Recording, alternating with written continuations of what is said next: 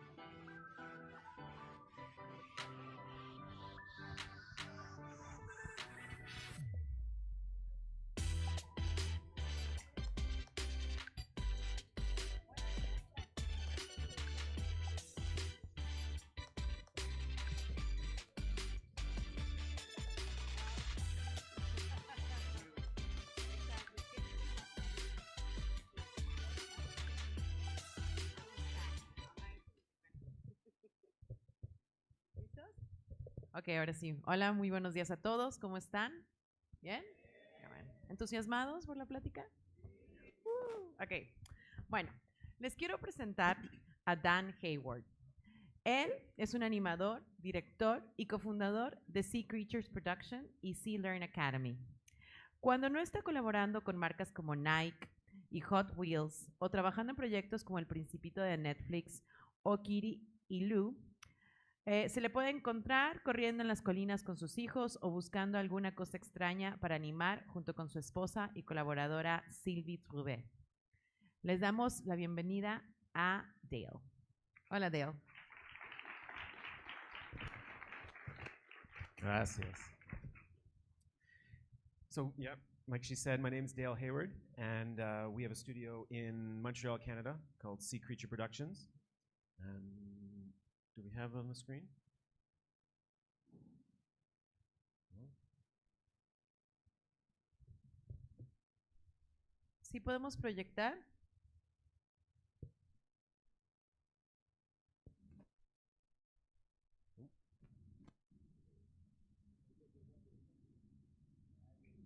No? Bueno, mientras les pregunto, chicos, levanten la mano, ¿cuántos de aquí entienden inglés? Súper, muy bien. ¡Wow! Excelente. Perfecto. Ok, ¿ya estamos listos There con we la go. pantalla? Súper. Okay. All right. Okay, let me just get this back. Oh, how do I use this thing? Oops. Oops. I broke it. Okay, well, you're seeing our demo reel. So we primarily work in stop motion, and we've been doing it for over 20 years, working with the full spectrum of the industry, doing advertising, short films, music videos, documentaries. Our projects have amassed over 20 million views for our clients, and we've allowed them to connect with their audiences with a human touch. Just looking for my script. All right, okay. So we'll watch some of that.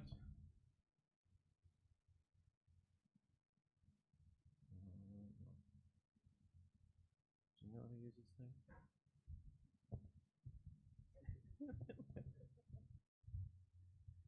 ¿Nos pueden venir a ayudar en un tema técnico? Por favor. Gracias. Bueno, en lo que acomodamos el tema técnico. ¿Listo? Ready? No, no. Ah, no? Okay. Excuse. It's okay. I'm going to ask them about how, if they know a little bit about it. Yeah, just to get the Yeah. A ver, en lo que arreglamos este tema técnico, quiero... Bueno, ya. Levanten la mano quien sabe qué es stop motion. En lo que acomodamos esto, les cuento que... Gracias. Gracias. Para los que no saben qué es stop motion es una técnica de animación que lo que hacemos es animar cuadro por cuadro. Es decir, para que ustedes puedan ver cómo una imagen se va moviendo, se tiene que tomar una foto. Entonces, para juntar un segundo de animación, tú tomas un objeto y lo vas moviendo, un personaje, un objeto o lo que tú quieras animar o darle vida, y tienes que tomar entre 24 y 12 fotos por segundo para poder hacer un solo segundo. Entonces, eso es lo que nosotros hacemos en stop motion. Él es un experto que viene de Canadá, hace stop motion en Canadá. Nosotros hacemos stop motion aquí en Guadalajara. Entonces, bueno, les va a platicar del mágico mundo del stop motion. Gracias. So I've been working in stop motion for over 20 years and working the full spectrum of the industry, but 2023 was kind of the first year that I had the opportunity to work in claymation because I was fortunate enough to go to New Zealand and animation direct on a BAFTA-nominated show, Kiri and Lou. It's a wonderful show that has so much human heart that I would recommend it even if I didn't work on it. I swear that the show is actually written for adults, not for preschool kids. So during this time, Midjourney and DALL-E was coming out and sending shockwaves in the industry, as we all know. And by the way, AI has helped me make this presentation. And so while the world was kind of freaking out that AI was going to replace everybody and with a quick and cheap solution, we were in Middle Earth pushing slabs of clay really, really slowly. And so working on Kiri and Lou and other stop motion productions has kind of given me a unique perspective on the topic of perfectionism. And I'd like to share with you some of the things that I've found really useful, and hopefully they'll help you out as well. So I'd like to start with a quote. Perfection is achieved not when there is nothing more to add, but when there is nothing left to take away. And I love this quote by Antoine de Saint-Exupéry. It paints perfection as this ideal that will reveal itself throughout the project. But can it go too far? Can we go too much in the search for perfection? This is the kind of perfectionism that I'm fascinated about. The one that, not necessarily the one that, is the slippery slope down the uncanny valley and looking at dead, soulless characters, although we should definitely be concerned about that as well. The perfectionism that I'm concerned about is the one that second guesses yourself, the one that sees only errors, the one that micromanages, the one that gets caught in the paralysis of analysis, the one that gets nothing done. And nothing is more boring than nothing. So, little story. Jim, a senior member of the HR department, looks up from the resume he has in his hands and says, well, everything's looking pretty good. Just one more question. What do you think is your greatest weakness? And Janet hesitates for a moment, just to give the impression that she hadn't already thought of an answer for this very question. And she says, well, I think I'm a bit of a perfectionist. I just never quit until it's just perfect. So who's heard this in an interview before? Who's used it themselves in an interview? No? Nobody? Oh, well. Why do we even consider this perfectionism as a weakness? Isn't, unrelenting high standards and never giving up a benefit, a quality? So, how did we get there? How did we get to this idea where perfection is actually a bad thing? We even glorify it. Kubrick and Fincher have been renowned for never giving up until they have the perfect shot. Kubrick, when he was shooting The Shining, was famously, he broke the world record by shooting the same shot 148 times. Imagine animating a shot 148 times. It's kind of ridiculous. Yeah, exactly. We'll never finish it. So after finishing Full Metal Jacket in 1987, Kubrick immediately started working on his next film. And in typical Kubrick fashion, he researched everything and read everything that he could find. And he eventually found his next story in the book Wartime Lies. And so it was based on the atrocities of World War II and specifically the Holocaust. And so after he found that, then he went into the next stage of his research and to read and research everything about World War II and the Holocaust. And while he was doing that, another filmmaker was also working on a film with very similar themes at the same time. Oops. And famously, it's Steven Spielberg. And he released Schindler's List, which went on to win 7 Academy Awards, including Best Picture and Best Director. And so Kubrick, then after all of that, he ended up pulling the plug on the project. So after years of researching it all and all of his experience, he's still affected by perfectionism. And he was left miserable, and we as the audience missed out as well. So, and I find it really fascinating that he can let that happen to himself. And I've felt the impacts of ego driven by insecurity too many times on productions. And I'm always looking for ways to circumvent that in the productions that I'm a part of. Luckily, I play mainly in stop motion, and so imperfections can kind of come with the territory. And so, but of course, projects require very high standards and lofty goals, and of course, clients have opinions, and we all want to make the best project possible. And I know I've caught myself focusing on details that I thought was extremely important, but of course, the audience didn't see it. But you know, you can't give up, and you have to work really hard on films. So why do we seek perfection? Why is it because we want to create the best? Is it because we want to be the best? But are we really attracted to perfect things? You know, perfection is quite, perfect characters are very boring and very boring stories. So we seem to seek perfection, not just in creativity, but personally and professionally and emotionally. To err is to be human, and this is a very famous quote, and so we all have heard it, and so why do we expect that we should be perfect? Why do we expect that our emotions, and we're always professional, and we're always being able to create high standards? And how do we prevent it? How do we get around this idea that what's holding us back? And what do you do if you are a perfectionist? Don't think you are? I mean, well, I'm not sure if you realize, but in animation, we like to be in control. We like to just make sure that we can control everything that is in a project.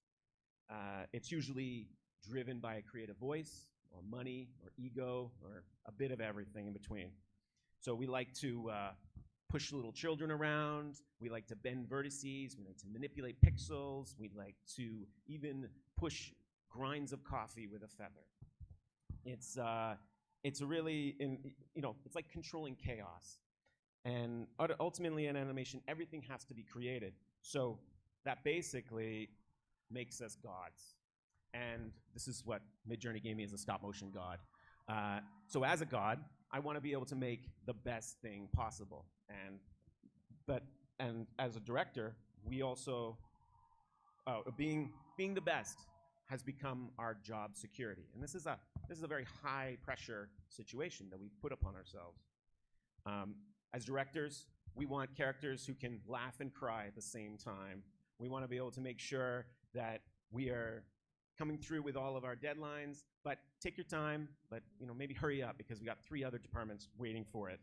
We want it to be natural and nuanced, but hit the beats exactly to the frame. We like to tweak and fiddle and adjust and redo and erase and revise. But of course, we don't like to receive revisions. We just like to give them. We definitely are willing to go that extra mile to make sure that what we're doing is just right. So what if perfectionists have, unrealistic standards and are, have an all or nothing attitude. Perfectionism is the opposite of lazy, and I really don't think you can be lazy if you're working in animation, because animation requires diligence, self-motivation, and a high standard of perseverance. So it kind of makes sense that animation would encourage perfectionism because, we all have the impression that perfectionists have very high standards. They often set very lofty goals and have a commitment to excellence. They can be highly productive, working diligently to refine their skills and constantly improve. They often they have very high standards, and they will go that extra mile. And their drive for success is what excels them in their endeavors. They pay meticulous attention to details, and a perfectionist mindset can drive them to continually refine and enhance their work, contributing to greater improvements in the industry. So all these sound like kind of the perfect recipe for animation, but obviously from this guy, he's not enjoying himself. But reality seems to disagree as well. And I found that these aspects make perfectionism initially appealing, but it's essential to recognize that there are some definitely downfalls to it all. I think Brené Brown is right when she says, we believe that perfection will protect us, but in fact, it's the thing that's really preventing us from being seen and taking flight. Studies have shown that perfectionists have a higher level of stress, anxiety, and burnout, according to a Harvard Business Review. The perfectionism is strongly associated with OCD, ADHD, and over the past 27 years, perfectionism has been on the rise. A World Health Organization study of 40,000 college students in the US, UK, and Canada has shown that the record number of young people are suffering from serious depression and anxiety disorders. So from 1989 to 2016, these people have experienced a globalized economy, the advent of the internet, social media, all of these things that are an ever-increasing number of ways of seeing how the world is and comparing yourself to standards outside of yourself. So we watch celebrities, athletes, and even our peers living these extraordinary lives, and so it's very easy to expect that we have to drive for perfection to meet up to their same levels. But comparison is the thief of joy. That study found also that people are holding themselves to these unrealistic and irrational ideals that manifest into expectations for academic and professional achievement, how they should look, and what they should own. But, that's everybody else, right?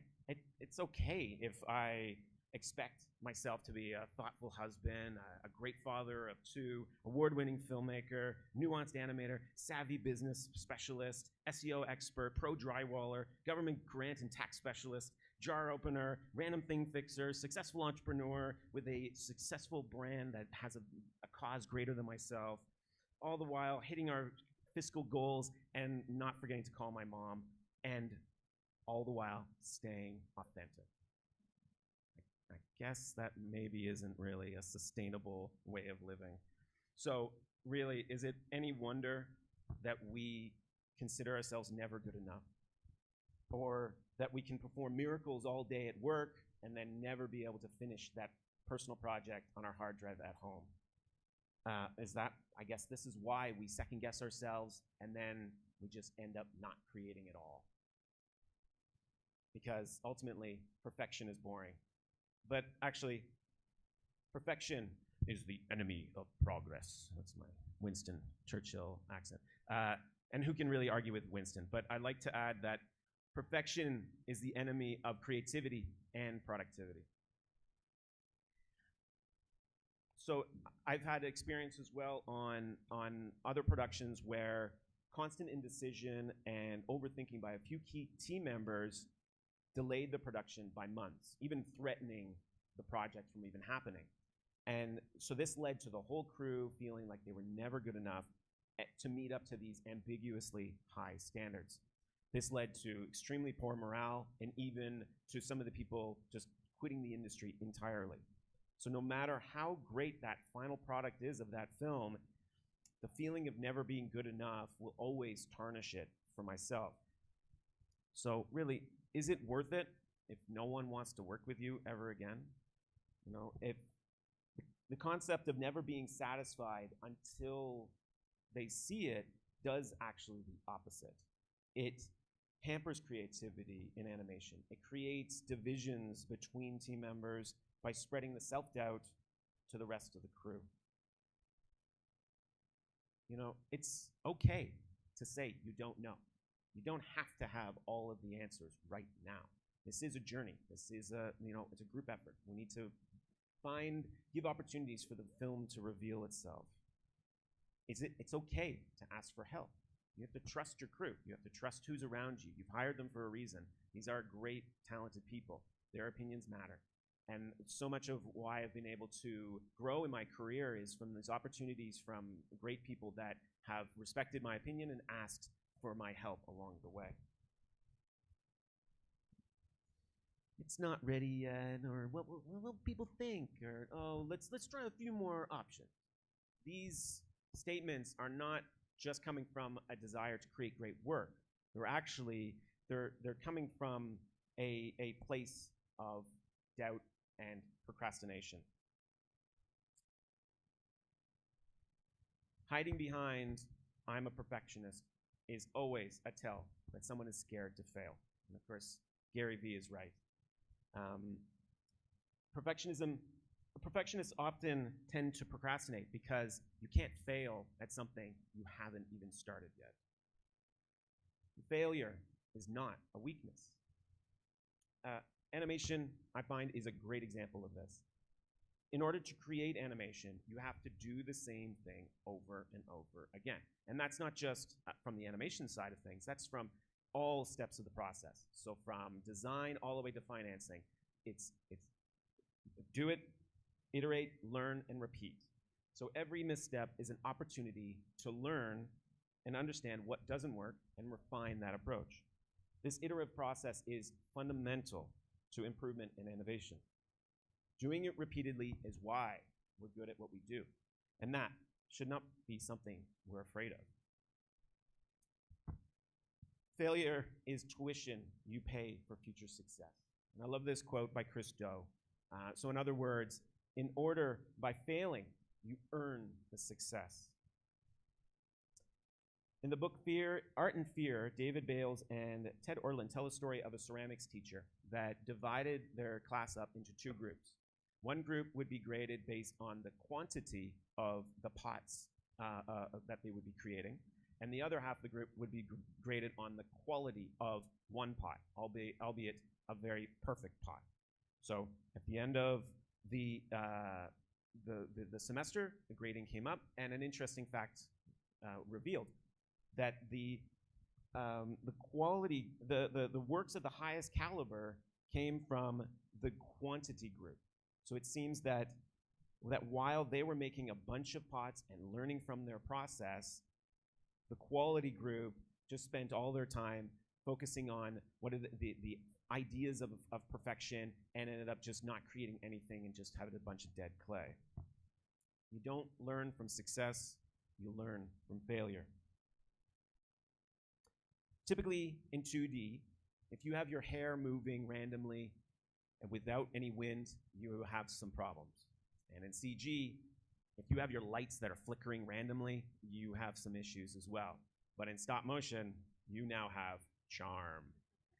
Let's go back to that, charm. Charm refers to the unique and captivating qualities that is inherent to stop motion. But I like to think of it as proof that a human made it. Working with clay is a perfect example of this. On Kiri and Lou, the animators were just as much sculptors as they were actors. And so when they had to, say for example on the Marish on the right, when they would have to do a new mouth shape, they would cut open the whole mouth, remove it, change the shape, put it back in, and then smooth out the seam. So no matter how much smoothing and nuance to try and keep it all clean, there was always going to be some kind of boil, some kind of chatter in there. And I feel like the project is stronger because of it. There's some clips from the show. It's a fantastic show. I highly recommend it. Check it out on YouTube. It's really, really amazing. And so that boil keeps the characters alive. It's a constant reminder that there was some real people behind it. So whether it's chattering clothing or fingerprints or the almost imperceivable movement of dust, the charm is the combination of the physicality, imperfections, and handcrafted nature of stop motion, which gives it a tangible realism. Charm is the subtle traces, again, that a human brought this to life. And unlike 2D and CG, the limitations of reality accompany stop motion at every turn. And so instead of fighting them, I found that working with those constraints of stop motion can enhance the overall impact of that animation as well. The central character to our film Bone Mother is Baba Yaga. So she is a ancient spirit of the forest of Eastern Europe, and she's got a mean streak. We always like to think of Baba as the sister of Mother Nature, older than memory. Let's see it again. Come back. Where is it? Anyways, there it is. And we also love the idea that there are wisdom in our wrinkles. And so we used 3D printing extensively in Bone Mother. And one of the big challenges was the layers that were created from this type of printer. And of course, our printers are not the high-end ones that Leica or other studios have. So we looked into post processes like sandblasting or resin coating, and they just always reduced the quality of the print. So during our development tests, we discovered something pretty amazing and used our limitation with intention. So these printers are basically fancy glue guns. And so they print in layers constantly. And so we found that if we printed Baba's face lying down, it would print all of the layers and create these natural wrinkles. And so no extra details were added into the model. It just naturally came out with it. And so a mixture of using a wood filament to it, we ended up creating her face that looks more natural, feels like it's like a topographical map or it's part of nature. And so it really reflected who she was. Whereas Vlad, the other character, he was seeking beauty. So we needed to make sure that the lines were as tight as possible for him. And so even though you could see those lines it gave us an interesting digital boil in it. So this solution wasn't just solved a technical problem, which was the low-cost printers, but it also satisfied a creative problem. So it reflected our themes in the film. So although it's roughly the same print resolution between the two characters, just making this one change satisfied those two issues. So I find this was important discoveries that shaped our film, and they would not have happened if we weren't open to embracing serendipity. And of course, I find stop motion amazing for that. We have to work with nature. And it's liberating because not only is nature beautiful, but it's far from perfect. And that's much, much more interesting. I saw Brian Eno in a talk at one point, and he was talking about the distinct sounds of recorded music came from the imperfections of the media. So from the crackle of vinyl to the distortion of 8-bit, what was considered a flaw or a limitation shaped the personality of that media. Our perfect imperfections give us personality, and that's what makes great storytelling. Humans, we're not perfect.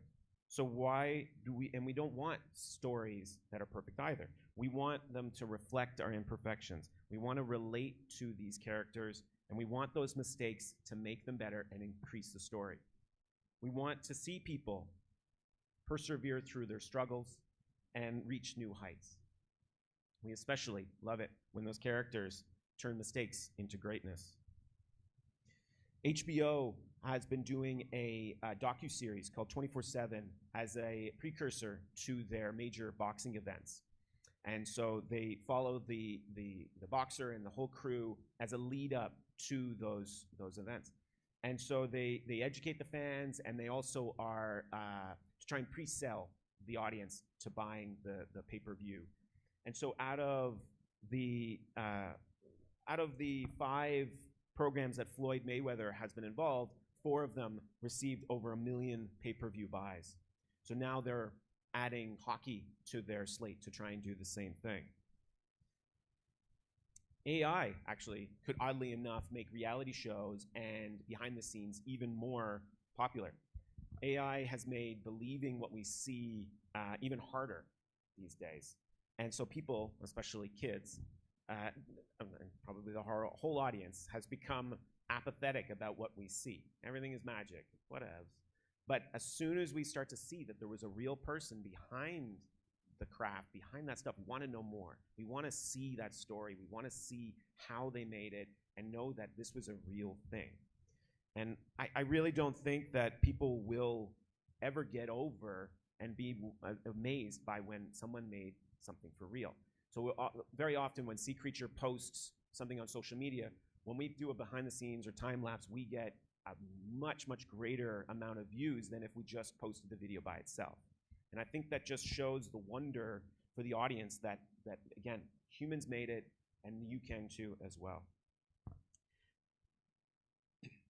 And highlighting mistakes is not just good for personal brands, it also can be great for the success of a company. Midday Squares is a young Montreal chocolate company who is a lot of balloons. They're competing with the big players in a very competitive international market. And I think that showing all of their flaws and mistakes along the way is their key to success. Jake, Leslie, and Nick are very active on social, showing that journey of running a Canadian company and in the international market, and they're not afraid to show those struggles and that they've made, not just in the business, but personally. Very often they're showing videos of them in their therapists, and we're seeing all of who they really are. So proving that you can use mistakes and still be great. So what's the difference between perfection and greatness?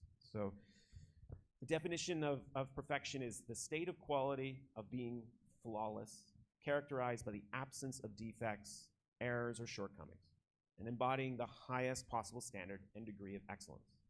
Okay? So, but greatness is a state of being distinguished by extraordinary qualities, achievements, or characteristics that set an individual thing apart, often recognized and admired for that excellence and impact. So I think the difference between perfection and greatness is really, it lies in the nature and the emphasis. So perfection is often associated, like I said, with flawlessness, an absence of defects, and an idealized standard. Whereas greatness encompasses outstanding qualities and achievements or contributions that someone or something has made. So rather than the rigidity of perfection, greatness allows for the flexibility and adaptation because of the presence of the imperfections. So greatness is what we should be seeking, not perfection. If you look at many of the master artists and painters throughout the years, a curious fact sort of arises, is that earlier on in their career, they tend to be a lot tighter, it's much more realistic. And as they progress throughout their career, they end up becoming looser, more abstract. And so as an animation director, no matter how much I receive information from the director and I convey it to the animator or the crew, the results are rarely what I expect. But stop motion has so many aspects that are happening at the same time, and that sometimes it's not just what I don't expect, it's the animator is also sometimes surprised by what ends up coming out of it. So I must ask myself always one key question: does it still work? Does it still achieve what the intention of the shot is, and whether it works in the overall film? And so then if it does, and if it still works, I apply the sort of classic improv technique of yes and. And I look at, let's move on. Let's move on. Does it still, if it still achieves it, let's move on. Work with what's been shot, and because making the film is paramount. That's the real reason why we're in it, not to make this perfect shot. So yes and is different than yes but. So yes but is closed and it rejects the offer. Yes and is a collaborative process, where yes but creates a disagreement. Yes and is open and adds. Yes but blocks. Yes and strengthens the team, where yes but is a closed mindset. So I find that you actually have to have a yes and attitude when you're just animating in stop motion. Because it's straight ahead, you're always dealing with the hole that you dug in the previous frame. And so you're always working with that. And so even if it's not where you intended it to go, you've got to work with it. Otherwise, you got to start all over again. And so it's yes and is a really simple idea, and it helps you accept the commitment that you've made. It's generative, it's inclusive, whereas yet but can kill a scene in improv, and it also can destroy morale on a production instantly. Because done is better than an unfinished perfect thing. But don't think I'm saying that this is I take a good enough attitude. It's still holding your crew to a high level of standard. It's just understanding the scope of a project and know that we still need to make these key decisions to get the job done. I've learned that people will forget what you said, people will forget what you did, but people will never forget how you made them feel. How many people can relate to that? Yeah, I highly encourage us to all ensure that we're making the best product possible while still being good people. So what do we do? How do we get over this? How do we know when to stop tweaking? How do we prevent the micromanaging that just can creep up into a production? I think it's, first, don't work in a bubble. You've got to trust your crew. Create an open dialogue. Be sure to make sure to not bring in too many cooks into that kitchen. Make sure to know who makes the key creative decision, so then it's not just an endless circle of indecision of who's gonna make that choice. And making sure that it's crystal clear who has that final responsibility on that project. So assumptions can fester, and they can create massive problems, preventing producers and crew from being able to take charge and move on when it's time. If we were afraid to and didn't invite our peers to see our film Bowmother at the ugly baby stage, no, not that baby, the one on the wall, the other one, we would have never discovered. We would have discovered that what we thought worked clearly was actually very, very muddy. So next, failure is not a weakness, as I said before, especially when you embrace serendipity. While we were in New Zealand, we were commissioned to create the festival trailer for Les Sommets de Cinéma d'Animation. It takes a lot to move a family all the way across the world, so we couldn't bring much of our stop motion equipment, but we had a laptop, we had a camera, and that's pretty much all you need. And so we were totally amazed by all of the incredible nature and the flora and the fauna that was in New Zealand. And so and one of our studio mantras is that anything can be animated. We ended up letting nature become our muse. So we ended up animating dried plants and dried shells and flowers and sand and twigs and have them in replacements, and so they danced around to a really catchy track. We shot it all on location, all outdoors, in the natural light, and plus it was a zero waste production. So everything that we used just went right back to the forest, went into back to the beach.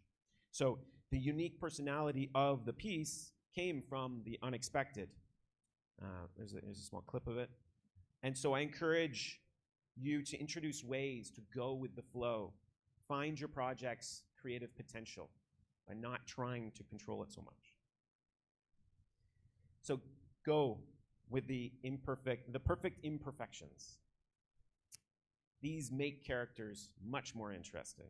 We want to see characters struggle. We want to experience the film through their strife and their mistakes and how it made them better. Flaws and imperfections in characters often make them much more authentic and engaging. So no one wants to see perfect characters. This makes for really boring stories.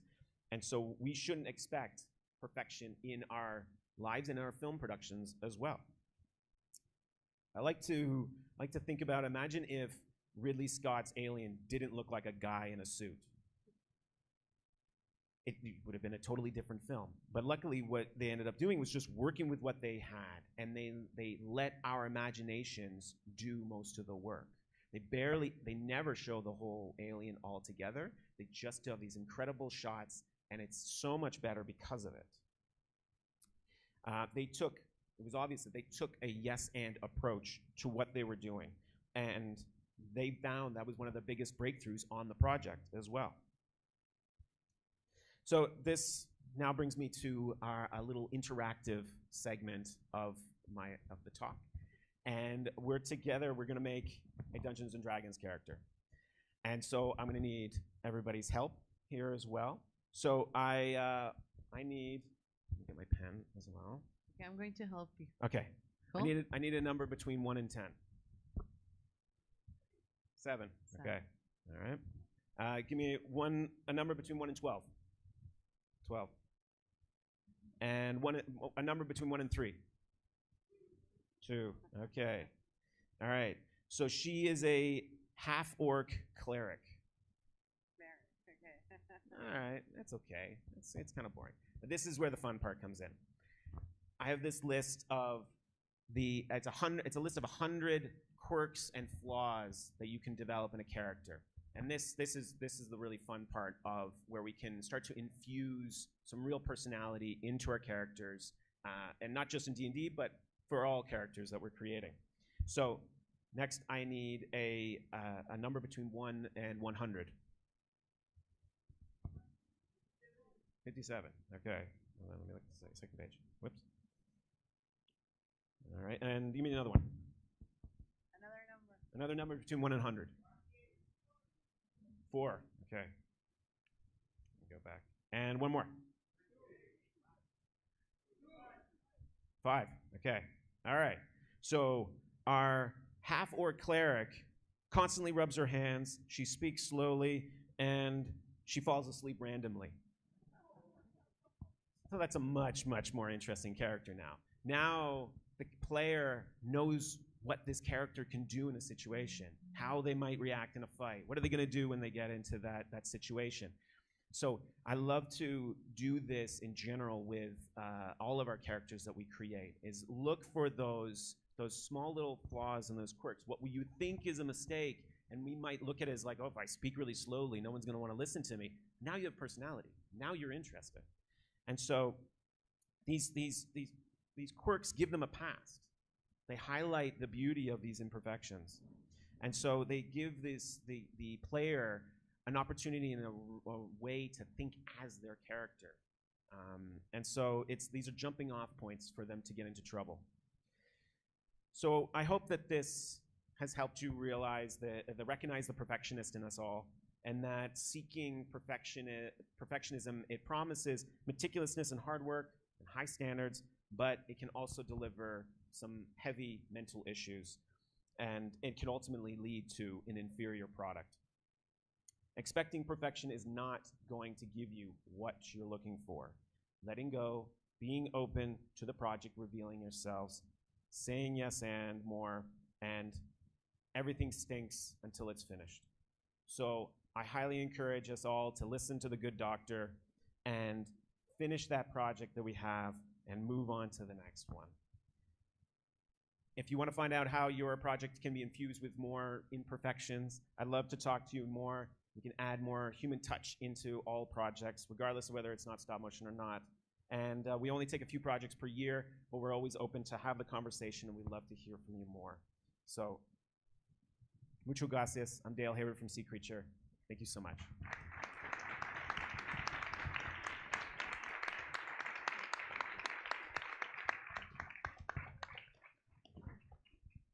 Creo que tenemos tiempo para preguntas, ¿verdad?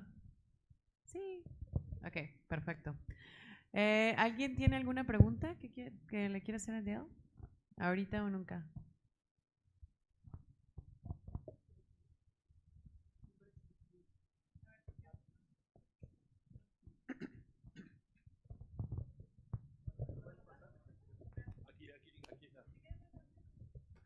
Okay, gracias. Thank you.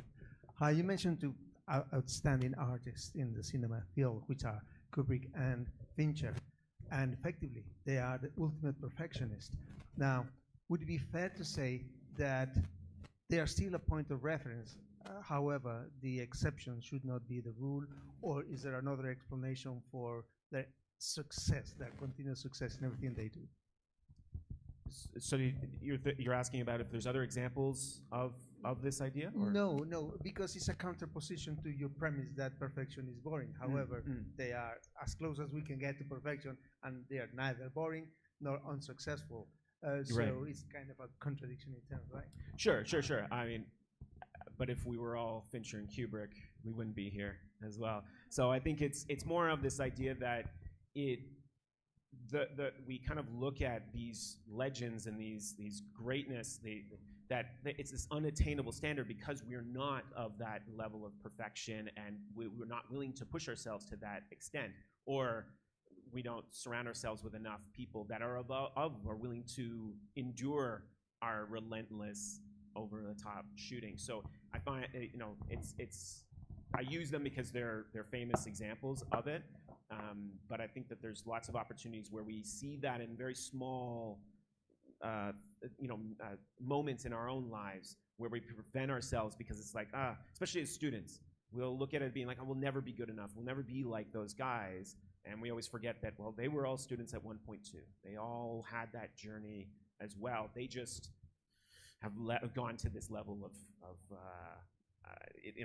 I think it's going too far, especially when you hear some of the production stories of Fincher, putting their crew through all of that stuff.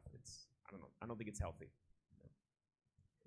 And personally, I mean, we won't know any different, but how do we know that the films wouldn't have been still really great without 148 times shooting that same shot? It might have been great on take two, so we don't know that. They make that's their choice, but it's just a slippery slope. So yeah, it's not a sustainable way of working. So yeah. Great question. ¿Alguna otra pregunta? Sin pena, chicos. Igual y si quieren les ayudo. A ver allá.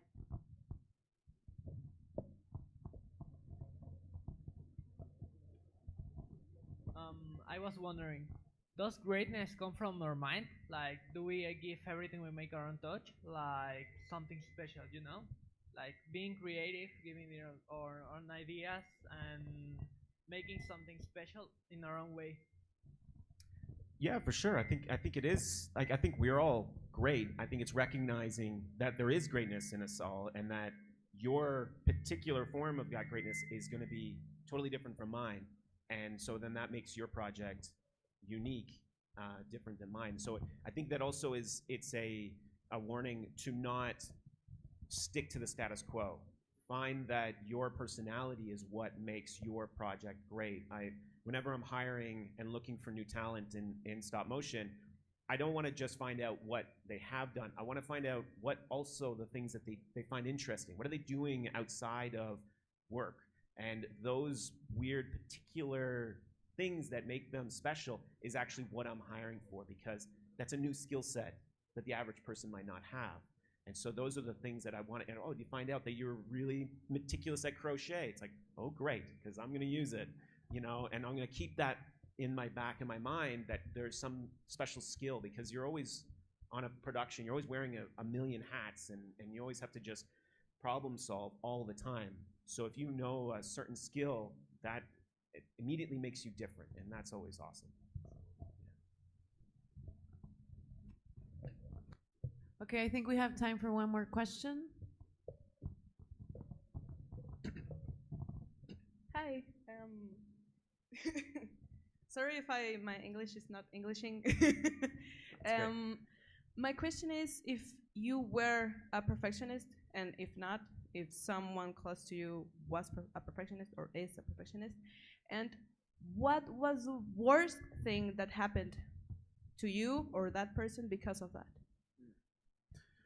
I think we are always, like I was saying, we're always suffering from that perfectionist. I find that a lot of my self-worth comes from being productive. If there's a day where I don't get something done, I'm miserable. And I need to feel like I'm getting things done. I got a checklist. I'm getting this stuff done.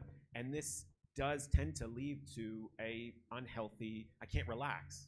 So it's like that's really not healthy as well. So a lot of this talk is really just to keep reminding myself of the danger of what that is, and then to also allow for more patience with ourselves and within myself. And so I think, in particular, on a project, I think I don't really have a good example right off the top of my head, but I know that along the way you have a vision of what you want to create, and then reality always slaps you in the face and surprises you. And so it's again, as always, instead of fighting it, it's always just embracing that actually now it's better because of what I'm limited by, and using that limitation with intention. Because at the time when we didn't know what we were going to do with Baba's face, it was a huge deal. Our producers were freaking out. We've already spent months of development, and we don't have a solution. And we realized that actually the solution was right there in front of us. We just needed to just flip it over. And so it really is like, a lot of times I really encourage everybody to just sort of look at what you're already coming with, and that you already have all the ingredients. They just might not be in the right place yet. Thank you. Bueno, creo que ya se terminó el tiempo. Muchas gracias por estar acá. Thank you, Dale. Muchas gracias. And bueno, nos vemos. Bye.